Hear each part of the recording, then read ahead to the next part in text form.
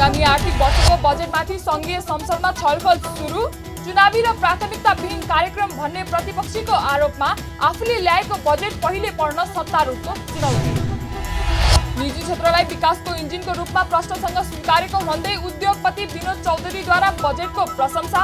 Budget कार्यान्वयन हुनेमा भने वीरगञ्जका उद्योगी व्यापारीहरूको शंका। र बजेटलाई शेयर बजारको रातो झण्डा। कसिलो मौद्रिक नीति आउने भएपछि थप फलियो।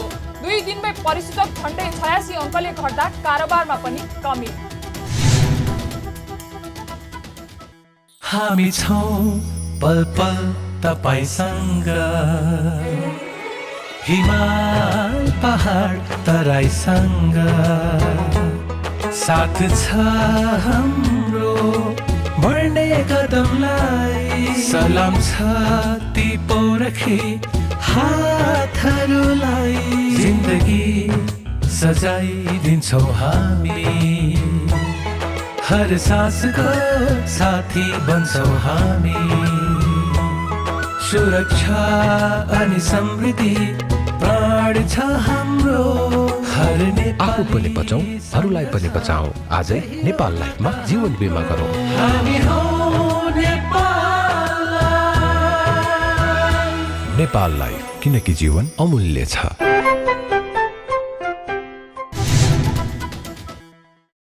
नमस्कार, कारोबार समाचारमा स्वागत छ। अब समाचार विस्तारमा।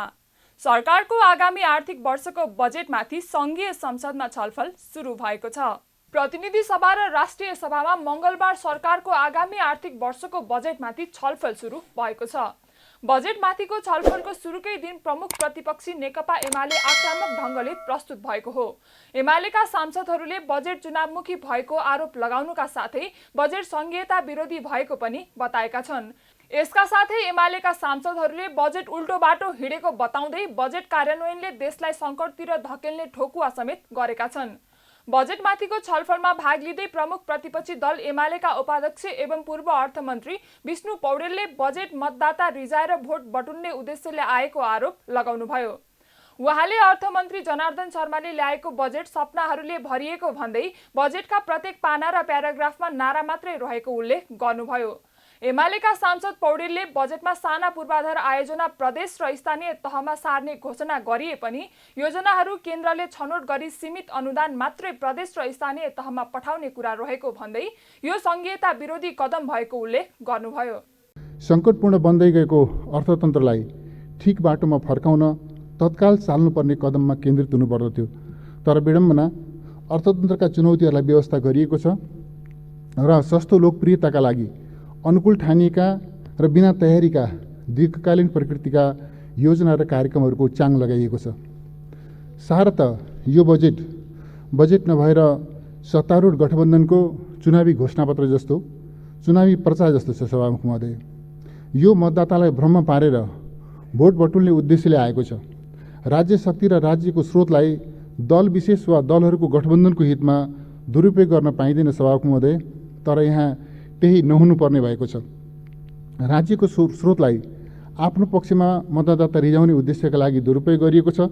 यस अर्थमा प्रस्तुत बजेटले बजेटको मर्ममाथि नै प्रहार गरेको छ।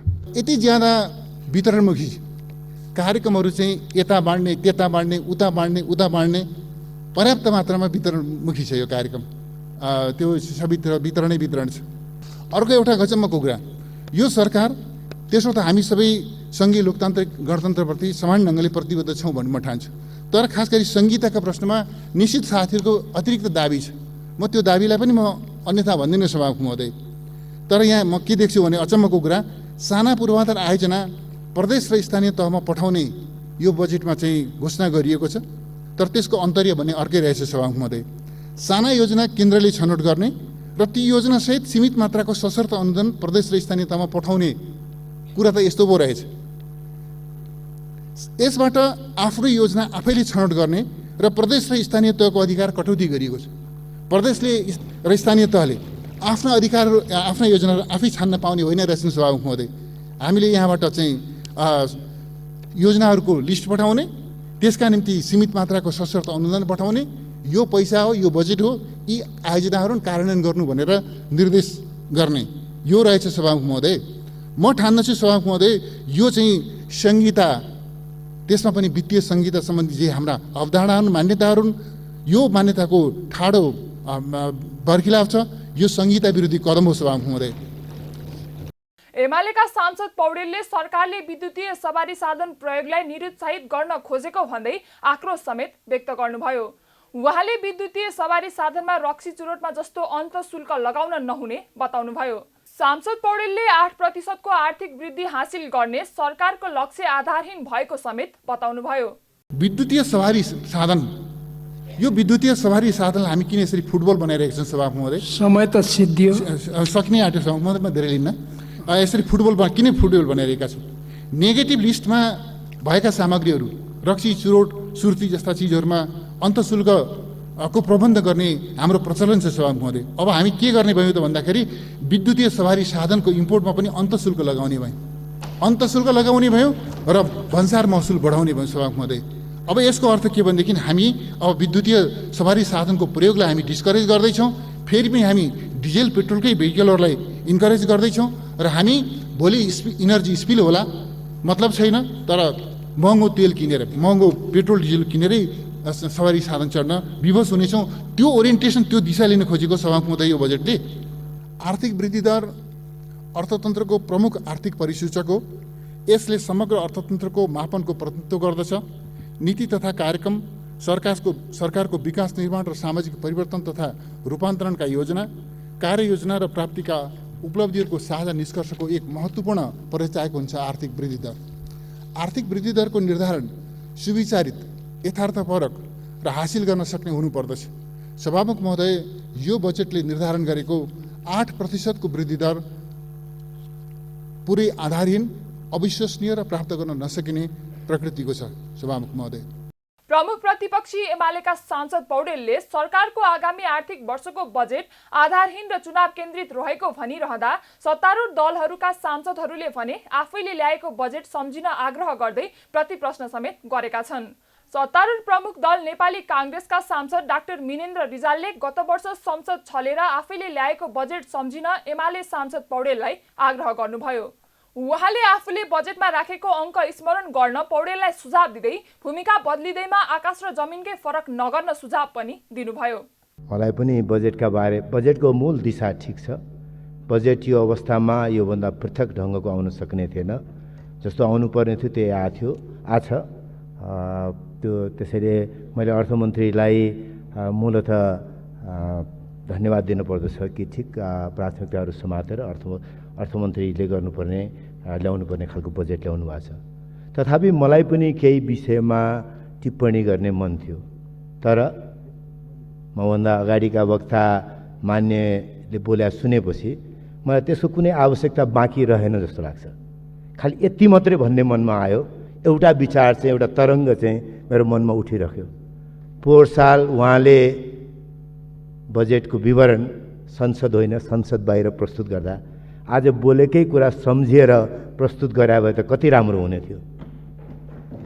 उहाँले त्यसबेला अर्थतन्त्र 6.5%ले वृद्धि हुनेछ भन्नु, कोभिडले थल्लिया थियो मुलुक, खोप लगाउन सुरु पनि गरेका थिएनौँ। 6.5 भन्नुभयो, आज 8 भन्दाखेरि उहाँलाई अचम्मै जस्तो लाग्यो। बैठकमा एमालेका सचिव एवं सांसद योगेश कुमार भट्टराईले बजेट चौबाटोमा उभिएकोले यसले गन्तव्य पक्रेर अघि बढ्ने अवस्था नरहेको बताउनुभयो।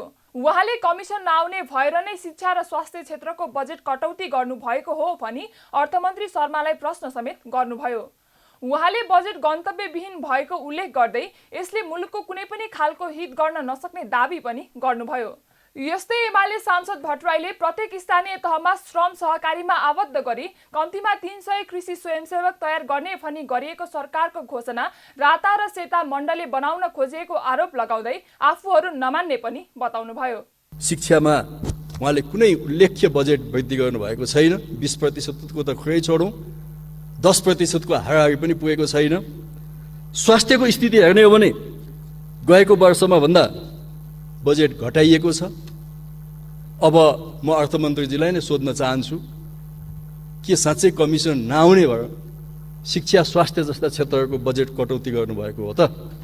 मेरो गम्भीर प्रश्न यहाँलाई त्यहाँनिर छ। प्रत्येक गाउँपालिकामा 300 जना स्वयंसेवकको कुरा गर्नुभएको छ। यो स्वागतयोग्य कुरा हो। तर यसले के गर्छन्? बाटो बनाउँछन्, स्कुल बनाउँछन्, सरसफाइ गर्छन्, जनचेतना जागृत गर्छन्, अथवा यी राता मण्डले हुन्, सेता मण्डले हुन्, राज्यको पैसा दोहन गर्ने, राज्यको ठेक्का पट्टा कब्जा गर्ने, खोला नाला कब्जा गर्ने, जङ्गल कब्जा गर्ने, अनि विरोधी विचार राख्नेहरूमाथि जाई लाग्ने यस्ता राता मण्डले र सेता मण्डले बनाउने स्वयंसेवक हो भने हामी किमार्थ पनि त्यो कुरा मान्न तयार छैनौँ भन्ने कुरा म अर्थमन्त्रीजीलाई भन्न चाहन्छु। बैठकमा सत्तारूढ प्रमुख घटक नेकपा माओवादी केन्द्रका सांसद वर्षमान पुनले भने आगामी आर्थिक वर्षको बजेटमा कृषि क्षेत्रमा 32% वृद्धि हुनु क्रान्तिकारी छलाङ भएको बताउनु भएको छ। सांसद पुनले कृषिको आधुनिकीकरण, वैज्ञानिकीकरण गर्दै उत्पादन वृद्धिको कुरा बजेटमा समेटिएको उल्लेख गर्नुभयो। वर्षैभरि काम गर्ने तर खान पनि नपुग्ने अवस्थालाई अन्त्य गर्नको लागि कृषि क्षेत्रको आधुनिकीकरणको कार्यक्रम यहाँ आएको छ। कृषि क्षेत्रलाई वैज्ञानिकीकरण गर्ने कुरा आएको छ। कृषि क्षेत्रको उत्पादन वृद्धि गर्ने कुरा आएको छ। कृषि क्षेत्रको उत्पादकत्व वृद्धि गर्ने र व्यवसायीकरण गर्दै त्यसको जिम्मा, त्यसको चाहिँ नेतृत्व दिशानिर्देश गर्ने जिम्मा सङ्घ, प्रदेश र स्थानीय तहले जिम्मा लिने कुरो गरेको छ र त्यो आफैमा एउटा नयाँ विषय आएको छ र संरचनागत परिवर्तनको दिशा पकडेको छ। यसले कृषिमा 32% को अहिलेको बजेटको वृद्धि भएको छ। यो आफैमा एउटा क्रान्तिकारी छलाङ नै हो। यस अर्थमा अर्थमन्त्रीज्यू र सरकारलाई विशेष धन्यवाद दिन चाहन्छु। वैदेशिक ऋण र समग्र सार्वजनिक ऋण 9 खर्बदेखि 18 खर्ब पुगेछ 5 वर्षमा। त्यो अलिकति रिभ्यू गर्नुपर्छ होला। त्यो 5 वर्षभित्र कसको सरकार थियो? यसपटक 4.8% ले सार्वजनिक ऋण घटाइएको छ भन्दा यो सरकार, अर्थमन्त्रीले यो सार्वजनिक ऋणलाई जथाभावी जहाँ पाए त्यहीँ लिने पक्षमा छैन र एउटा चाहिँ सिद्धान्तमा, एउटा आवश्यकतामा उत्पादन वृद्धि गर्ने क्षेत्रमा, पूर्वाधार निर्माण गर्ने क्षेत्रमा मात्रै ऋण लिने गरिन्छ। यो हाम्रो प्रतिबद्धता भन्ने सरकारको आएको छ र यो टोटल बजेटमा 9.8% ले वृद्धि भएको छ। यो ठुलो आकार होइन। बैठकमा सत्ता पक्षका सांसदहरूले बजेटको स्वागत गरिरहँदा प्रमुख प्रतिपक्षी दलका सांसदहरूले भने तीव्र विरोध जनाएका छन्। सत्ता पक्षका सांसदहरूले उत्पादनमुखी अर्थतन्त्रका साथै रोजगारी सृजनालाई केन्द्रबिन्दुमा राखेर कार्यान्वयन योग्य बजेट ल्याएको भन्दै अर्थमन्त्री शर्माको प्रशंसा समेत गरेका छन्।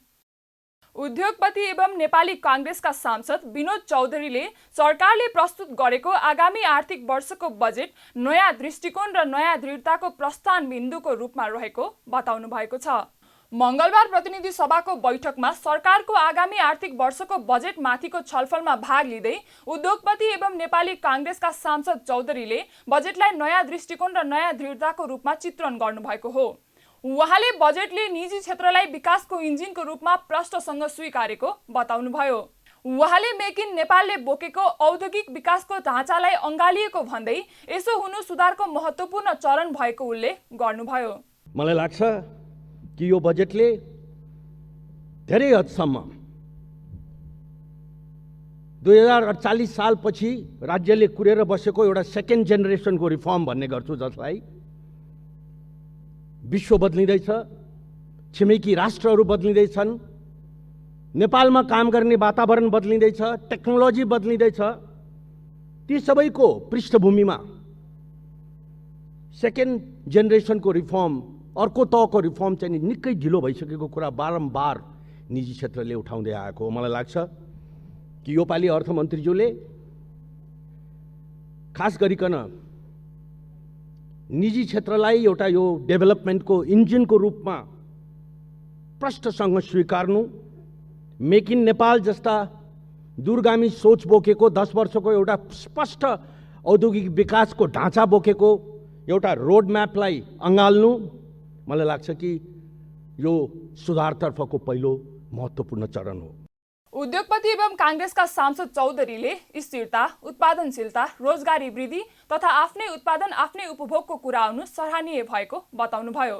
वैदेशिक लगानीमा 10 करोडसम्म डिजिटल पेमेन्टको माध्यमबाट स्वीकृति पाइने व्यवस्था हुनु र स्वरोजगारमा प्रदेशलाई जिम्मेवारी बनाइनु पनि राम्रो भएको उहाँको भनाइ छ। स्थिरता, उत्पादनशीलता र रोजगारी वृद्धि, आफ्नै उत्पादन आफ्नै उपभोग, वैदेशिक लगानी गर्नलाई समेत महिनौसम्म, वर्षौंसम्म ढोका चार्नुपर्ने स्थितिलाई चिर्दै 10 करोडसम्म डिजिटल पेमेन्टको माध्यमबाट स्वीकृति पाइने व्यवस्था, रोजगार स्वरोजगारका नाममा राजनीतिक कार्यकर्तालाई पैसा बाँड्नुको सट्टा प्रदेशलाई जिम्मेवार बनाइकन प्रदेशमा 7वटा प्रदेशमा इन्क्युबेटर खोजिकन ती युवाको सपनालाई एउटा योजनाको रूप दिने जुन साहस यो बजेटले गरेको छ त्यो सराहनीय छ। उहाँले प्रवृत्ति केन्द्रित बजेट भएको पनि बताउनुभयो। शिक्षा र पूर्वाधारको क्षेत्रमा पनि धेरै कुराहरू समेटिएको भन्दै उहाँले बजेटको प्रशंसा गर्नुभयो। सरकारको आगामी आर्थिक वर्षको बजेट कार्यान्वयन हुनेमा वीरगञ्जका उद्योगी व्यापारीहरूले शंका व्यक्त गरेका छन्। अर्थमन्त्री जनार्दन शर्माले आइतबार संसदको संयुक्त बैठकमा पेश गर्नुभएको आगामी आर्थिक वर्ष 2079-80 को बजेटमा सरकारले सबै क्षेत्रलाई समेटेको भए पनि बजेटको कार्यान्वयन गर्न सक्ने वा नसक्ने भन्नेमा वीरगञ्जका उद्योगी व्यापारीहरूले शंका व्यक्त गरेका हुन्। सरकारले जेठ 15 गते आगामी वर्षका लागि बजेट सार्वजनिक गरेको थियो। नयाँ बजेट उद्योगी व्यवसाय क्षेत्रका लागि राम्रो भए पनि कार्यान्वयन हुनेमा ढुक्क नरहेको उनीहरूको प्रतिक्रिया छ। उद्योग वाणिज्य संघ मध्य प्रदेशका अध्यक्ष गणेश लाठले सरकारले बजेटमा उद्योगीहरूलाई मासिक 10 करोड रुपैयाँको विद्युत खपत गर्ने उद्योगलाई सहुलियत दिए पनि 10 करोड रुपैयाँको विद्युत खपत गर्ने उद्योग नेपालमा न्यून रहेको बताउनुभयो। इन्डस्ट्रीहरूकोमा राम्रो कुरोहरू पनि भनेको छ, तर त्यो खास इन्डस्ट्रीलाई जस्तै के भनेको छ, मासिक 10 करोड रुपियाँभन्दा बढी बिजुली भुक्तान गर्ने उद्योगलाई बिजुलीमा विशेष सहुलियत दिने 8%सम्म, 2 देखि 8%सम्म। यसो अखबार मार्फत नै थाहा पायौँ। त्यस्ता उद्योग त 2-3टा मात्र छन् पुरा देशभरि। त यो 2-3टा उद्योगलाई मात्र सहुलियत हुने गरी जुन आएछ सुविधा, कहीँ न कहीँ मिलोमतोमा त छैन भन्ने कुरो शङ्का उठ्न थाल्यो। अदरवाइज इन्डस्ट्री सानो होस् या छोटो होस्, देशको कुल घाँस उत्पादनमा उसले सहयोग गरेकै छ, रोजगार दिएकै छ र आयातलाई प्रतिस्थापन गरेकै छ। यसकारण त्यो कुरो अलिकति शङ्कास्पद देखियो भनेर कुरो आएको छ। यता वीरगञ्ज उद्योग वाणिज्य संघका उपाध्यक्ष हरि गौतमले नयाँ बजेट चुनावी बजेटका रूपमा आएको प्रतिक्रिया दिनुभयो। उहाँले सरकारले बजेट मार्फत सबैलाई खुसी पार्न खोजे पनि सरकारसँग ढुकुटी नै नरहेको भन्दै बजेट कार्यान्वयन गर्न कठिन रहेको जिकिर गर्नुभयो। एकदमै चुनौतीपूर्ण छ। वास्तविक धरातलभन्दा फरक किसिमको जस्तो हाम्रो वास्तविक धरातल भनेको हामीले 12-13 अरब खरब राजस्व उठाएको हो गर्ने सबै विदेशी साथीहरू 8-9 खरब राजस्व उठाएकोमा 12 अरबको खरबको परिकल्पना गरिएको 12 खरबभन्दा माथिको 18 खरबको बजेट करिब 5-5.5 खरब ऋणको कुराहरू आइरहेको छ। राजस्व उठाउने बढ्ने 18% राजस्व बढ्ने परिकल्पना गरिएको छ। आर्थिक वृद्धि दर 8% बढ्ने परिकल्पना गरिएको छ, जो कार्यान्वयन छ असाध्यै चुनौतीपूर्ण छ। र हाम्रो रियल समस्या के छ मुलुकको भनेदेखि ठुला कुरा गर्ने, कागजमा लेख्ने, काम नगर्ने। यो बजेटले पनि त्यसैलाई फलोअप गरेको छ। संघका उपाध्यक्ष गौतमले अहिले 5 खर्बभन्दा बढी घाटाको बजेट आएको र राज्यले 18 खर्ब ऋण बोकेको अवस्था रहेको पनि जिकिर गर्नुभयो। नेकपा माओवादी केन्द्रका नेता नारायण काजी श्रेष्ठले अमेरिकाले 12 बुँदे व्याख्यात्मक घोषणाको बारेमा हालसम्म एक शब्द पनि नबोलेको भन्दै आपत्ति जनाउनु भएको छ। मंगलबार राष्ट्रिय सभाको बैठकमा सरकारले जेठ 15 गते प्रस्तुत गरेको आगामी आर्थिक वर्षको बजेट सम्बन्धी छलफलमा भाग लिँदै उहाँले यस्तो बताउनु भएको हो। उहाँले लप्सीफेदी, रातमाटे, हेटौडा, दमौली, बुटवल, गोरखपुर 400 केबी को प्रसारण लाइन निर्माण गर्ने कार्य अगाडि बढाइने कुरा बजेटमा प्रस्तुत भएको, तर एमसीसी योजना अन्तर्गत हो वा एमसीसी खारेज भएको अर्थमा बुझेर अर्थमन्त्री आफैले प्रस्ताव राख्नु भएको हो भनी प्रश्न गर्दै सरकारसँग जवाब समेत माग्नुभयो। नेता श्रेष्ठले एमसीसी परियोजना अन्तर्गत 12 बुँदे कार्यान्वयन गर्ने कुरामा अमेरिकाले सहमति नजनाए त्यही दिन यो खारेज हुने उल्लेख गरिएको प्रति सरकारको ध्यानाकर्षण गराउनुभयो। उहाँले प्रसारण लाइन निर्माण गर्ने कार्य अर्थमन्त्रीको व्यक्तिगत प्रस्ताव भएको खण्डमा सरकार र अर्थमन्त्री धन्यवादको पात्र रहेको बताउनुभयो। उहाँले सरकारले यस बारेमा स्पष्ट पार्न आवश्यक रहेको पनि उल्लेख गर्नुभयो। मेरो प्रश्न के छ भने यो लप्सीवेदी, रातमाटे, हेटौडा, रातमाटे, दमौली, बुटौल, गोरखपुर 400 केबीको प्रसारण लाइन निर्माण गर्ने कार्य अगाडि बढाइनेछ भनेको छ। यो चाहिँ पहिला भने जस्तै एमसिसीकै योजना हो कि अब त्यो छोडिदिएर आफैले बनाउने भनेर ल्याओ सरकारले, त्यो अलि प्रष्ट भएन। होइन, अब संसदबाट एमसिसी परियोजना पारित गर्दा, अनुमोदन गर्दा 12 बुँदे व्याख्यात्मक घोषणा पारित गरिएको थियो र ठुल्ठुला नेताहरूले संसदमा भाषण पनि गरेका थियो। 12 बुँदे कार्यान्वयन गर्ने कुरामा अमेरिकाले सहमति जनाएन भने त्यही दिनमा यो खारेज हुन्छ भनेको थियो। अमेरिकाले अहिलेसम्म मेरो जानकारीमा आउँदासम्म 12 बुँदे व्याख्यात्मक घोषणाबारे एक शब्द पनि बोलेको छैन। त्यसकारणले यो एमसिसी चाहिँ खारेज भएको अर्थमा बुझेर अर्थमन्त्रीले यसरी आफैले गर्ने प्रस्ताव राख्नुभएको हो भने मेरो व्यक्तिगत तर्फबाट अर्थमन्त्रीलाई र सरकारलाई धन्यवादै छ। तर यो के हो, यो प्रश्न हुनु पर्यो। नेता श्रेष्ठले सरकारले प्रस्तुत गरेको बजेटमा असन्तुष्टि समेत रहेको बताउनुभयो। उहाँले नेपालको विकासको निम्ति बढी महत्त्वको कुरा भ्रष्टाचारको प्रभावकारी नियन्त्रण र सुशासन भएको तर बजेटमा राम्रोसँग खुल्न नसकेको बताउनुभयो। नेता श्रेष्ठले भ्रष्टाचारको प्रभावकारी नियन्त्रण गर्न नसके पुँजीगत खर्च कार्यान्वयन अघि बढ्न नसक्ने बताउनुभयो। उहाँले बजेटमा सरकारले मितव्ययिता गुणात्मक ढङ्गको नीति लिन नसकेको आरोप लगाउनुभयो। नेता श्रेष्ठले बजेटमा सरकारले शिक्षा र स्वास्थ्यको क्षेत्रलाई प्राथमिकतामा राख्न नसकेको आरोप लगाउनुभयो। मितव्ययिताको सन्दर्भमा चर्चा गरिएको छ, तर सार्वजनिक खर्च पुनरावलोकन आयोग 2075 को प्रतिवेदनलाई बिस्तारै क्रमशः कार्यान्वयन गर्दै जाने भनेको छ। सरकारले साहस गर्नु पर्थ्यो कि यो सार्वजनिक खर्च पुनरावलोकन आयोगको प्रतिवेदन कार्यान्वयन गरेर मितव्ययिता पूर्ण ढङ्गले अगाडि बढाइन्छ, फजुल खर्च कटौती गरिनेछ भनेर केही नयाँ कारहरू नकिन्ने जस्ता केही कुराहरू गरेको छ र यसलाई क्रमशः कार्यान्वयन गर्दै लगिने भनेपछि यसरी पुग्दैन। मितव्ययिता गुणात्मक ढङ्गले चाहिँ हामीले नीति लिनु पर्थ्यो, त्यो गर्न सकेको छैन। त्यसमा मेरो विशेष ध्यानाकर्षण छ। गर्न नसकेको प्राथमिकताको क्षेत्रमा दुईटा क्षेत्र मैले भन्नै पर्छ, शिक्षा र स्वास्थ्यको क्षेत्रमा यसले प्राथमिक क्रम निर्धारण गर्न सकेको छैन। नेता श्रेष्ठले सार्वजनिक सवारी साधनमा राज्यको दायित्व के हुन्छ भन्ने बारेमा सरकारले अहिले प्रश्न नबोलेको भन्दै सार्वजनिक सवारी साधनको मूल जिम्मेवारी र ठूला पार वाहनहरूसँगको मूल जिम्मेवारी सरकारले लिनुपर्ने बताउनुभयो। सरकारले आगामी आर्थिक वर्षको बजेटलाई लिएर मिश्रित प्रतिक्रिया आइरहेको बेला शेयर बजारमा भने लगातार गिरावट आएको छ। बजेट सार्वजनिक भएको भोलिपल्ट 50.33 अङ्कले घटेको नेप्से परिसूचकमा पर्सिपल्ट अर्थात् मङ्गलबार पनि 35.53 अङ्कको गिरावट आएको छ। बजार खुलेदेखि नै उतार चढाव देखिएको बजारमा म्युचुअल फन्ड बाहेकका समूहले परिसूचक 2137.92 अङ्कमा ओह्रालेका हुन्। म्युचुअल फन्ड समूहको परिसूचक अघिल्लो दिनको तुलनामा 0.45% बढ्दा निर्जीवन बीमा समूहको परिसूचक सबैभन्दा धेरै 2.56% घटेको छ। यस्तै वाणिज्य बैंक समूहको परिसूचक झण्डै 2% घट्दा बाँकी सबै समूहको परिसूचक 1% भन्दा धेरैले नै घटेका छन्। यस दिन नेपाल इन्भेस्टमेन्ट बैंकको शेयर मूल्य सर्किट लेभलमा कारोबार हुँदा कम्पनीको प्रवर्धक शेयर पनि 10% घटेको छ। उपकार लघुवित्त वित्तीय संस्थाको शेयर मूल्य लगातार दोस्रो दिन 8.23 अङ्कले बढेको छ। आज परिसूचकमा गिरावट आउँदा कारोबार रकममा पनि केही कमी आएको छ। दिनभर कुल 229 कम्पनीको 37,69,000 किता शेयर 1,31,76,00,000 रुपैयाँ बराबरमा किनबेच भएको छ। अघिल्लो दिन 1,33,88,00,000 रुपैयाँको शेयर किनबेच भएको थियो। अबदेखि मौसम सफा नभई आन्तरिक उडान भर्ने विमानले उडान अनुमति नपाउने भएको छ।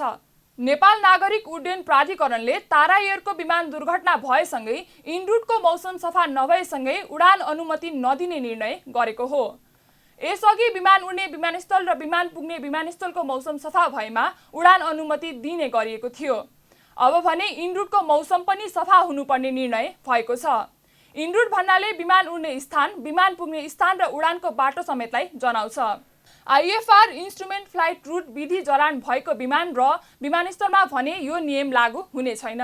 आइतबार पोखरा विमानस्थलबाट बिहान 9:55 मा 19 जना यात्रु लिएर जोमसोमका लागि उडेको 9N80 कलसाइनको ट्विनेटर जहाज सम्पर्कविहीन भएको थियो। सम्पर्कविहीन भएको विमान मुस्ताङको मानाबाथी हिमालको फेदीमा दुर्घटनाग्रस्त भएको थियो। दुर्घटनामा विमानमा रहेका सबै 22 जनाको मृत्यु भएको पुष्टि भइसकेको छ। कारोबार समाचारमा अब सुन चाँदी र विदेशी विनिमय दर सम्बन्धी जानकारी।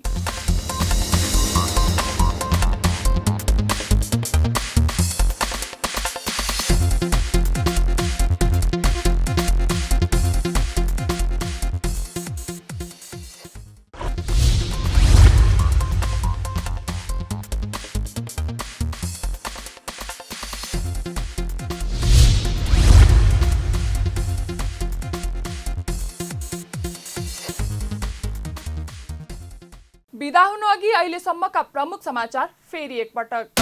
आगामी आर्थिक वर्षको बजेटमाथि संघीय संसदमा छलफल सुरु। चुनावी र प्राथमिकताविहीन कार्यक्रम भन्ने प्रतिपक्षीको आरोपमा आफूले ल्याएको बजेट पहिले पढ्न सत्तारूढको चुनौती। निजी क्षेत्रलाई विकासको इन्जिनको रूपमा प्रश्नसँग स्वीकारेको भन्दै उद्योगपति विनोद चौधरीद्वारा बजेटको प्रशंसा। बजेट कार्यान्वयन हुनेमा भने वीरगञ्जका उद्योगी व्यापारीहरूको शङ्का। र बजेटलाई शेयर बजारको रातो झण्डा। पछिल्लो मौद्रिक नीति आउने भएपछि थप फलियो। 2 दिनमै परिसूचक झण्डै 86 अङ्कले घट्दा कारोबारमा पनि कमी। कारोबार समाचार सकियो। हामीलाई बिदा दिनुहोस्। नमस्ते।